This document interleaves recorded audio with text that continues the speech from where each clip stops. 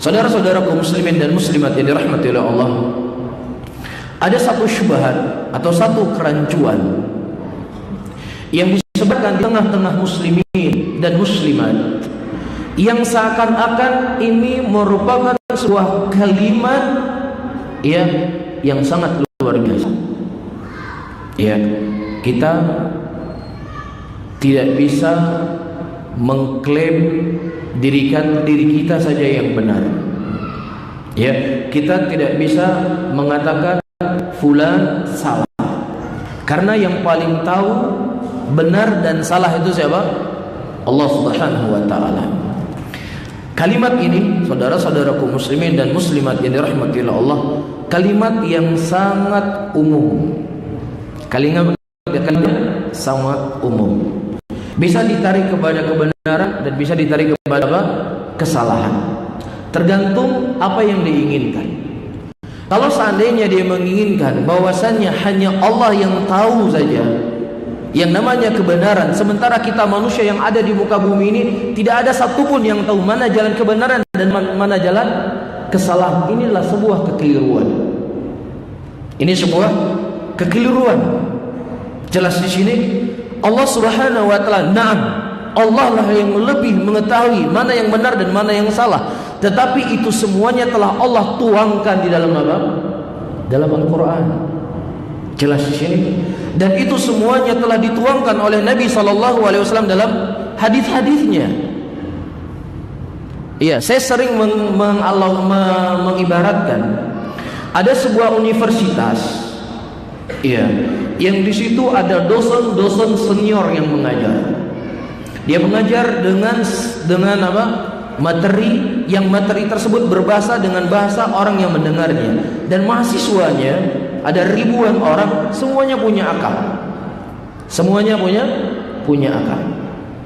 Tamat dari kuliah, selama 4 tahun ternyata tidak ada satupun dari mahasiswa yang kuliah di universitas tersebut yang faham apa yang dia pelajari selama 4 tahun. Ini kira-kira siapa yang disalahin? Dosennya atau mahasiswanya? Dosennya atau mahasiswanya yang disalahin? Tidak ada satupun mahasiswa yang faham. Ada ribuan mahasiswa yang kuliah di situ, satupun nggak faham. Siapa yang disalahkan? Dosennya disalahkan, kan? Ini kemungkinan dosennya ini nggak benar dalam mengajarkan, atau materinya ini nggak jelas, mucawa-cawa, dan buku mucawa-cawa, ibu. Apakah mungkin Al-Quran yang jumlahnya 30 juz? Berapa Al-Quran jumlahnya? 30 juz. Di antara fungsi Al-Quran, Allah sebutkan tibyanan likulli syai'in wa huda wa rahmatan wa busyra lil muslimin. Al-Quran itu merupakan penjelas segala sesuatunya. Dia petunjuk, dia rahmat, dia pemberi khabar gembira kepada kaum muslimin. Ini fungsi Al-Quran. Dan juga Allah menyebutkan dari ayat yang lainnya dari fungsi Al-Quran, wa kadzalika nufassilul ayat litastabina sabilul mujrimin. Dan demikian kami merinci ayat-ayat kami untuk menjelaskan, menerangkan kepada mereka dari jalan orang-orang yang mujrimin.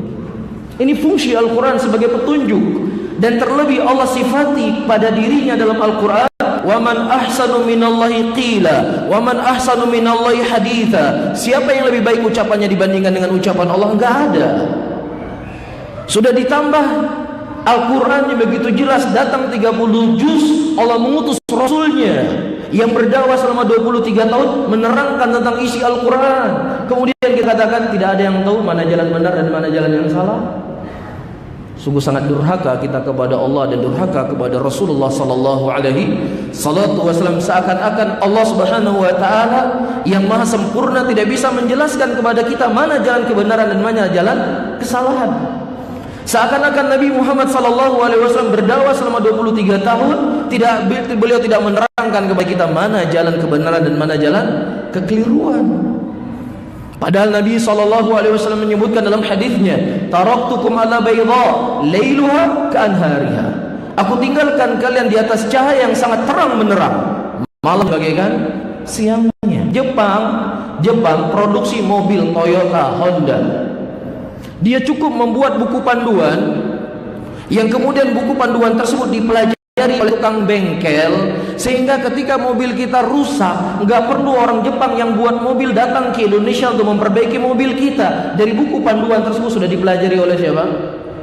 Oleh ahli perbengkelan. Masa tulisan Jepang, tulisan manusia bisa difahami oleh manusia? Masa firman Allah, hadis-hadis Nabi tidak bisa difahami oleh manusia? Inilah sebuah kekeliruan, inilah sebuah kekejian kepada Allah Subhanahu wa taala dan Rasulnya tanpa kita sadari. Al-Quran itu begitu jelas, hadis Nabi sallallahu alaihi wasallam begitu gamblang menerangkan dan menjelaskan mana jalan hak dan mana jalan kebatilan. Jelas bahwa dan ibu-ibu yang dimuliakan oleh Allah, hati-hati kita dalam berbicara, hati-hati di dalam berbicara dalam agama ini. Iya, Nabi SAW ingatkan kepada kita dalam sebuah hadisnya, innal abda la yatakalam bikalimatin. Terkadang ada seseorang yang berbicara dengan sebuah pembicaraan yang dia tidak sadari pembicaraannya tersebut adalah pembicaraan yang dimurkai oleh Allah Subhanahu wa taala, kemudian Allah seret dia ke dalam neraka jahanam karena satu pembicaraan yang keluar dari mulutnya. Syarifahmi? Nah,